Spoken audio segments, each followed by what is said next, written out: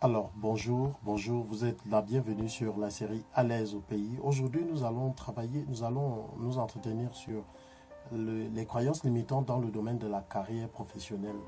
Parce que vous savez qu'il y a un, un fait indéniable aujourd'hui, c'est que la plupart des gens passent leur temps, la plus, le plus la plus grande partie de leur temps au boulot qu'ils ne le passent nulle part ailleurs. Et maintenant, la question c'est comment est-ce que nous pouvons nous développer quand nous passons beaucoup de temps à un endroit où nous sommes activement désengagés. Quel est le secret à percer dans ce domaine? Vous avez besoin de trouver par exemple quelque chose qui vous passionne, quelque chose qui est plus grand que vous. Les règles universelles nous démontrent par exemple que pour changer nos résultats, nous devons être capables de changer non seulement nos croyances, mais aussi changer nos actions. Les croyances d'abord avant les actions, parce que quand nous changeons nos croyances, les actions peuvent suivre. Il peut suivre des changements sur le plan des actions. Et en anticipant et en éliminant ces croyances limitantes dont nous parlons depuis quelques vidéos, nous prendrons des mesures et nous créerons des opportunités de croissance qui, à coup sûr, nous mèneront au parcours professionnel de nos rêves. La première croyance limitante que nous allons voir aujourd'hui, c'est « je ne sais pas ce qu'il me faut pour réussir ». Il y en a qui disent et qui ont ça vraiment en crâne. Ils croient qu'ils ne savent pas ou bien qu'ils n'ont pas ce qu'il faut pour réussir. Dans les années 70, une mission a interviewé des jeunes diplômés, une promotion d'une grande université, et il leur était demandé la chose suivante. Avez-vous fixé des objectifs clairs pour votre avenir et fait des plans pour les atteindre? On s'est rendu compte que seulement 3% avaient fixé des objectifs et avaient fait des plans pour atteindre leurs objectifs.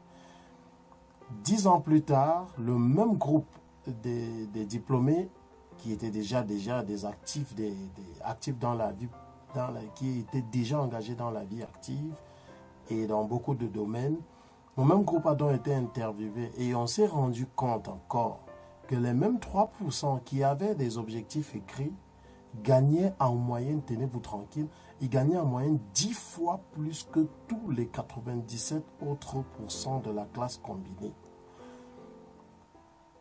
Pour réussir, vous devez d'abord vous engager à faire un changement profond et définir les objectifs est la première étape dans la transformation de l'invisible au visible. En ce moment même, si vous ne l'avez pas encore fait, si vous n'avez pas encore fixé ces objectifs, si vous n'avez pas encore entamé cette démarche de changement, prenez un moment pour tracer vos objectifs.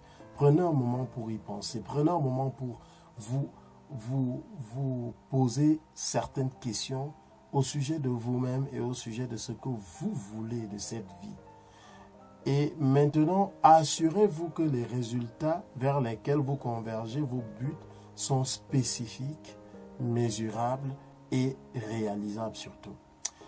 La deuxième croyance limitante que je voudrais aborder avec vous dans le domaine de la carrière professionnelle, c'est il y en a qui disent par exemple je ne pourrais jamais faire cela, je ne pourrais jamais y arriver. Les autres n'y sont pas parvenus, c'est pas moi qui vais y arriver. Il est énoncé ici, il apparaît ici comme une peur de l'échec. Et sachez que la peur de l'échec est la peur numéro 1, la plus commune qui nous éloigne de notre réussite. La vérité, c'est que l'échec n'existe pas en fait, mes amis. Il n'y a que des résultats. L'échec est une défaite passagère. La peur, par exemple, démonte notre état psychologique et nous rend parfois même immobiles. Ça nous démonte carrément et c'est très compliqué parce que pour certains, quand ils n'ont pas pris des mesures pour l'apprivoiser ou bien la transformer, elle peut détruire des carrières et des génies incroyables qui n'éclorent jamais. Donc, vous devez savoir que la peur est connectée en permanence à chaque être humain. La peur est connectée à nous et rien de ce que nous faisons dans notre vie ne la fera disparaître. Le secret, c'est d'apprendre à l'utiliser au lieu de la laisser vous utiliser. Ok? Je ne possède pas des compétences ou talents requis. Il y en a qui disent ça. Ils pensent qu'ils ne possèdent pas de talent. Ils pensent qu'ils ne possèdent pas de compétences requises. Parce qu'ils n'ont pas la vie d'un tel ou d'une telle.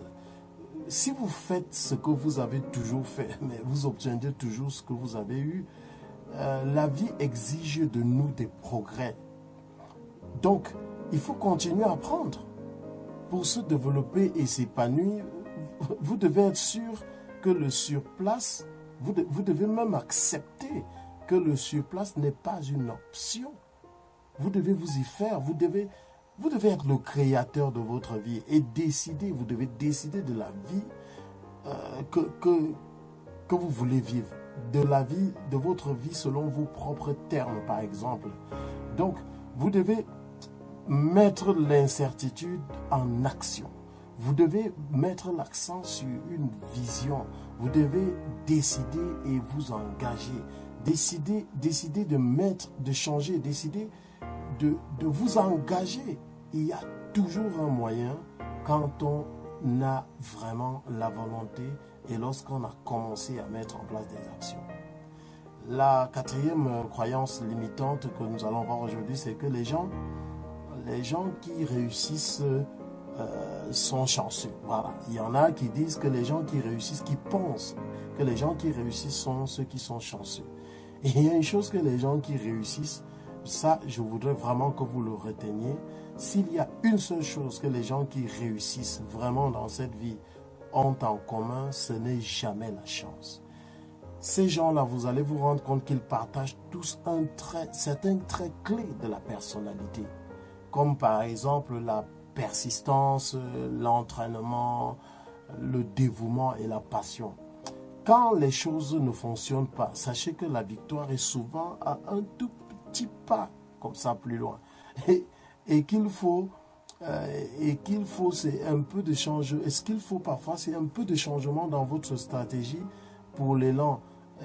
Et un peu de changement dans le résultat que vous cherchez. Il faut juste modifier votre stratégie, tout simplement, pour y arriver. Et vous allez vous rendre compte que en adoptant juste un petit changement, juste un tout petit changement, même parfois comme ça, dans votre façon de faire, les résultats suivent de façon extraordinaire. Alors, rappelez-vous, si vous vous focalisez, si vous restez vraiment focus, comme le disent les anglo-saxons, l'énergie ne manquera jamais. Parce que celui qui est passionné, non seulement il ne va pas passer le temps, mais il ne s'épuise pas. Ok? Alors, c'est la série À l'aise au pays. Je suis vraiment en gratitude pour vous, pour tous les retours qui me permettent d'avancer au quotidien, qui me permettent d'être encore plus mieux outillé pour vous. Et n'oubliez pas, c'est votre série, c'est le déménagement mental de l'Afrique qui s'annonce. Et bien sûr, le meilleur est à venir. À l'aise au pays et à bientôt.